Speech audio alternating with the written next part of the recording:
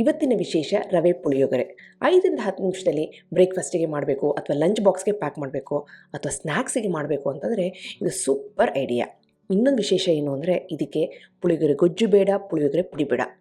ಮನೆಯಲ್ಲೇ ಇರುವಂಥ ಸಾಮಗ್ರಿ ಉಪಯೋಗಿಸಿ ಯಾರು ಬೇಕಾದರೂ ಉಪ್ಪಿಟ್ಟಿಗಿಂತನೂ ಸುಲಭವಾಗಿ ಮಾಡುವಂಥ ಒಂದು ಅದ್ಭುತವಾದಂಥ ರೆಸಿಪಿ. ಇದನ್ನ ರುಚಿಯಾಗಿ ಹದವಾಗಿ ಮಾಡೋದು ಹೇಗೆ ಅಂತ ನೋಡೋಣ. ನಾನು ಆಶಾ, ನಿಮಗೆಲ್ಲರಿಗೂ ಅಡುಗೆ ಸಾಧನಕ್ಕೆ ಸ್ವಾಗತ. ಇವತ್ತು ಈ ರವೆ ಪುಳಿಯೋಗರೆನ ಡೈರೆಕ್ಟಾಗಿ ಪ್ಯಾನಲ್ಲಿ ಮಾಡ್ತಾಯಿದ್ದೀನಿ. ಇದನ್ನೇ ನೀವು ಕುಕ್ಕರ್ನಲ್ಲೂ ಸಹ ಮಾಡ್ಬೋದು.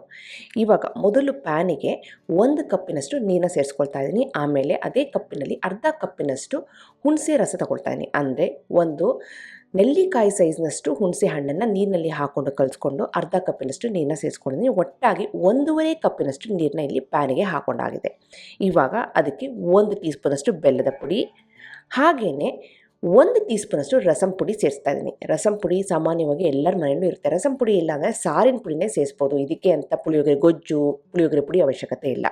ಆಮೇಲೆ ರುಚಿಗೆ ತಕ್ಕಷ್ಟು ಉಪ್ಪನ್ನು ಹಾಕಿ 1 ಚಿಟಿಕೆಯಷ್ಟು ಅರಿಶಿನ ಪುಡಿನ ಸೇರಿಸಿ ಇದನ್ನು ಮೊದಲು ಹೈ ಫ್ಲೇಮಲ್ಲಿ ಕುದಿಸೋಣ.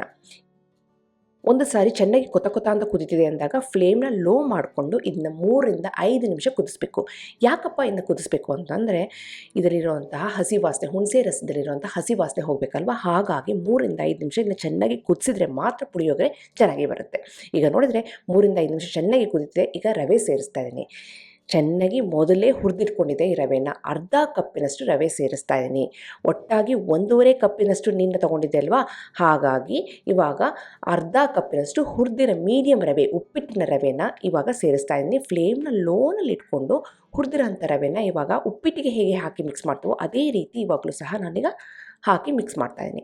ಒಂದು ಸಾರಿ ಆ ಹುಣಸೆ ರಸ ರವೆ ಎಲ್ಲ ಚೆನ್ನಾಗಿ ಮಿಕ್ಸ್ ಆಗಿದೆ ಅಂದಾಗ ಮುಚ್ಚಿಬಿಟ್ಟು ಲೋ ಫ್ಲೇಮಲ್ಲಿ 2-3 ನಿಮಿಷ ರವೆನ ಬೇಯಿಸಬೇಕಾಗುತ್ತೆ. ಇವಾಗ ನೋಡಿದರೆ ರವೆ ಕಲರು ಸಹ ಚೇಂಜ್ ಆಗಿದೆ, ಗಟ್ಟಿಯಾಗಿದೆ. ಇವಾಗ ನಾವೇನು ಮಾಡಬೇಕು ಅಂದರೆ ಸ್ಪೂನ್ನ ತೊಗೊಂಡು ದಪ್ಪವಾಗಿ ಚೆನ್ನಾಗಿ ಮಿಕ್ಸ್ ಮಾಡಬೇಕು. ಇದನ್ನ ಆರೋದಕ್ಕೆ ಬಿಡಬೇಕಾಗತ್ತೆ. ರವೆ ಚೆನ್ನಾಗಿ ಬೇಯಬೇಕು. ರವೆ ಮೊದಲು ನಾವು ಹಾಕಿದಾಗ ಬೆಳ್ಳಗಿತ್ತು, ಬೆಂದಾದಮೇಲೆ ಅದು ಸಹ ಒಂಥರ ಪುಳಿಯೋಗರೆ ಕಲರಲ್ಲಿ ಬಂದಿದೆ ಅಲ್ವಾ. ಇವಾಗ ಚೆನ್ನಾಗಿ ಬೆಂದಿದೆ. ಈಗ ಸ್ಪೂನ್ನ ತೊಗೊಂಡು ಲೈಟಾಗಿ ಈ ಥರ ಸ್ಪ್ರೆಡ್ ಮಾಡ್ತಾಯಿದ್ದೀನಿ. ಒಂದು 5-10 ನಿಮಿಷ ಬಿಟ್ಟರೆ ಇದು ಚೆನ್ನಾಗಿ ಆರುತ್ತೆ. ಆಮೇಲೆ ಕೈ ಸಹಾಯದಿಂದ ಈ ರೀತಿ ಚೆನ್ನಾಗಿ ಪುಡಿ ಮಾಡ್ಬೋದು. ರವೆ ಅಲ್ವಾ, ಹಾಕಿದ್ದು 3 ಕಪ್ಪಿನಷ್ಟು ನೀರಲ್ವಾ, ಹಾಗಾಗಿ ಇದು ಹೋಗ್ತಾ ಪುಡಿ ಆಗುತ್ತೆ. ಇನ್ನೂ ನಿಮಗೆ ಪುಡಿ ಆಗಿರಬೇಕು, ರವೆ ಆಗಿರಬೇಕು ಅಂದರೆ ನೀರಿನ ಅಂಶ ಸ್ವಲ್ಪ ಕಡಿಮೆ ಹಾಕೋಬಹುದು. ಈಗ ಅದು ರೆಡಿಯಾಗಿದೆ. ಲಾಸ್ಟಿಗೆ ಒಂದು ಒಗ್ಗರಣೆ ಹಾಕಿದರೆ ಪುಳಿಯೋಗರೆ ರೆಡಿ.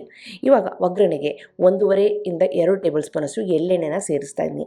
ಎಳ್ಳೆಣ್ಣೆ ಚೆನ್ನಾಗಿ ಬಿಸಿಯಾಗಿದೆ ಅಂದಾಗ ಸ್ವಲ್ಪ ಸಾಸಿವೆ ಸೇರಿಸ್ತಾ ಇದ್ದೀನಿ. ಸಾಸಿವೆ ಆದಮೇಲೆ ಪುಳಿಯೋಗರೆಗೆ ಕೆಲವು ಬೇಳೆಗಳನ್ನ ಸೇರಿಸಬೇಕಾಗುತ್ತೆ. 1 ಟೇಬಲ್ ಸ್ಪೂನಷ್ಟು ಕಡಲೆಬೇಳೆ, 1 ಟೇಬಲ್ ಸ್ಪೂನಷ್ಟು ಉದ್ದಿನಬೇಳೆ, 2-3 ಟೇಬಲ್ ಸ್ಪೂನಷ್ಟು ಕಡಲೆಕಾಯಿ ಬೀಜನ ಸೇರಿಸಿ ಇದನ್ನ ಹುರ್ಕೊಳ್ತಾ ಇದ್ದೀನಿ. ಎಲ್ಲಿವರೆಗೆ ಹುರ್ಕೋಬೇಕು ಅಂತಂದರೆ ಆ ಕಡಲೆಬೇಳೆ, ಉದ್ದಿನಬೇಳೆ, ಕಡಲೆಕಾಯಿ ಬೀಜ ಎಲ್ಲ ಚೆನ್ನಾಗಿ ಕಲರ್ ಚೇಂಜ್ ಆಗಬೇಕು, ಕಟ್ಟಕ್ಕೆ ಅನ್ನಬೇಕು. ಅಲ್ಲಿವರೆಗೆ ಹುರ್ಕೊಂಡಾದಮೇಲೆ ಇದಕ್ಕೆ ಒಂದು 3-4 ಕೆಂಪು ಮೆಣಸಿನಕಾಯಿ, ಹಾಗೆಯೇ 1 ಹಿಡಿಯಷ್ಟು ಕರಿಬೇವಿನ ಎಲೆನ ಸೇರಿಸ್ತಾ ಇದ್ದೀನಿ. ಲಾಸ್ಟಿಗೆ ನಾನಿಲ್ಲಿ ಹಿಂಗಿನ ಪುಡಿನ ಹಾಕಿ ಚೆನ್ನಾಗಿ ಮಿಕ್ಸ್ ಮಾಡ್ತಾಯಿದ್ದೀನಿ. ಇನ್ನೇನು ಫ್ಲೇಮಿಂದ ತೆಗಿಬೇಕು ಅನ್ನೋ ಟೈಮ್ನಲ್ಲಿ ಇದಕ್ಕೆ 1 ಟೇಬಲ್ ಸ್ಪೂನಷ್ಟು ಡ್ರೈ ಕಾಯಿ ತುರಿನ ಇಲ್ಲಿ ಸೇರಿಸ್ತಾ ಇದ್ದೀನಿ. ಕೊಬ್ಬರಿನ ಇಲ್ಲಿ ಸೇರಿಸ್ತಾ ಇದ್ದೀನಿ. ಸೇರಿಸ್ಬಿಟ್ಟು ಚೆನ್ನಾಗಿ ಮಿಕ್ಸ್ ಮಾಡಿಬಿಟ್ಟು ಇದನ್ನು ಬಿಸಿ ಒಗ್ಗರಣೆನೇ ನಾವು ಏನು ಮಾಡಬೇಕು, ನಾವು ಮೊದಲೇ ಬೇಯಿಸಿಟ್ಕೊಂಡಂಥ ಹುಳಿ ನೀರಿನಲ್ಲಿ ಬೇಯಿಸಿಟ್ಕೊಂಡಂಥ ರವೆಗೆ ಇದನ್ನು ಸೇರಿಸಿದರೆ ಅದ್ಭುತವಾದಂಥ ರವೆ ಪುಳಿಯೋಗರೆ ರೆಡಿ. ಈ ಒಗ್ಗರಣೆನ ಆ ಬೇಯಿಸಿರೋಂಥ ರವೆಗೆ ಸೇರಿಸಿ ಚೆನ್ನಾಗಿ ಮಿಕ್ಸ್ ಮಾಡ್ತಾ ಹೋದರೆ ರವೆ ಇನ್ನೂ ಚೆನ್ನಾಗಿ ಉದುರಾಗುತ್ತೆ.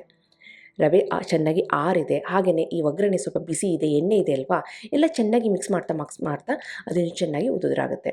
ಇನ್ನೊಂದೇನು ಅಂದರೆ ಈ ರವೆ ಪುಳಿಯೋಗರೆ ಜಾಸ್ತಿ ಉದುರಾಗಿರೋಕ್ಕಿಂತ ಬದಲು ಈ ರೀತಿ ಸ್ವಲ್ಪ ಮೆತ್ತಗಿದ್ದರೆ ತುಂಬಾ ರುಚಿಯಾಗಿರುತ್ತೆ. ಮನೆಯಲ್ಲಿ ರವೆ ಇದೆ, ಅದರ ಉಪ್ಪಿಟ್ಟು ತಿನ್ನೋದಕ್ಕೆ ಇಷ್ಟ ಇಲ್ಲ ಅಂದವರು ಈ ರೀತಿ ಪುಳಿಯೋಗರೆ ಗೊಜ್ಜು ಬಳಸ್ತಾನೆ, ಪುಳಿಯೋಗರೆ ಪುಡಿ ಉಪಯೋಗಿಸ್ತಾನೆ ರವೆ ಪುಳಿಯೋಗರೆನ ಮಾಡ್ಬೋದು. ಏನಿಲ್ಲ, ರಸಂ ಪುಡಿನೋ ಮನೆಯಲ್ಲಿ ಸಾರಿನ ಪುಡಿನೋ ಇದ್ದೇ ಇರುತ್ತೆ, ಅದನ್ನು ಉಪಯೋಗಿಸಿ ಉಪ್ಪು, ಖಾರ, ಹುಳಿ, ಹುಣಸೆ ರಸ ಕರೆಕ್ಟಾಗಿ ಹಾಕಿಬಿಟ್ಟು ಒಂದು ಒಳ್ಳೆಯ ಒಗ್ಗರಣೆ ಕೊಟ್ಬಿಟ್ರೆ ಅದ್ಭುತವಾದಂಥ ರವೆ ಪುಳಿಯೋಗರೆನ 5-10 ನಿಮಿಷದಲ್ಲಿ ರೆಡಿ ಮಾಡ್ಬೋದು. ಬೆಳಿಗ್ಗೆ ತಿಂಡಿಗೆ ಅದ್ಭುತವಾಗಿರುತ್ತೆ. ಲಂಚ್ ಬಾಕ್ಸಿಗಂತೂ ಮಕ್ಳಿಗಂತೂ ತುಂಬಾ ಇಷ್ಟ ಆಗುತ್ತೆ. ಸಂಜೆ ಸ್ನ್ಯಾಕ್ಸಿಗೂ A1 ರೆಸಿಪಿ. ನಿಮಗೆಲ್ಲ ಈ ರೆಸಿಪಿ ಇಷ್ಟ ಆಗಿದೆ ಅಂತ ಅಂದ್ಕೊಂಡಿದ್ದೀನಿ. ಖಂಡಿತವಾಗ್ಲೂ ಮಾಡಿ ಹೇಗೆ ಬಂತು ಅಂತ ನಾನು ಕಮೆಂಟ್ ಸೆಕ್ಷನಲ್ಲಿ ದಯವಿಟ್ಟು ತಿಳಿಸಿ. ಹಾಗೆ ನೀವಿನ್ನೂ ಅಡುಗೆ ಸಾಧನೆಗೆ ಸಬ್ಸ್ಕ್ರೈಬ್ ಆಗಿಲ್ಲ ಅಂದರೆ ತಡೆ ಯಾಕೆ, ಈಗಲೇ ಸಬ್ಸ್ಕ್ರೈಬ್ ಆಗಿ ಪಕ್ಕದ ಬೆಲ್ ಬಟನ್ ಕೂಡ ಟಚ್ ಮಾಡಿ. ನಿಮಗೆ ವಿಡಿಯೋ ಇಷ್ಟ ಆಯಿತು ಅಂದರೆ ಲೈಕ್ ಬಟನ್ನ ಕ್ಲಿಕ್ ಮಾಡಿ, ಫ್ರೆಂಡ್ಸ್ ಆ್ಯಂಡ್ ಫ್ಯಾಮಿಲಿ ಜೊತೆ ಶೇರ್ ಮಾಡಿ, ವಾಟ್ಸಪ್ಪಲ್ಲಿ ಶೇರ್ ಮಾಡಿ. ಮತ್ತೊಂದು ಇಂಟ್ರೆಸ್ಟಿಂಗ್ ರೆಸಿಪಿಯೊಂದಿಗೆ ಭೇಟಿ ಆಗ್ತೀನಿ. ಎಲ್ಲರಿಗೂ thank you, bye bye, see you.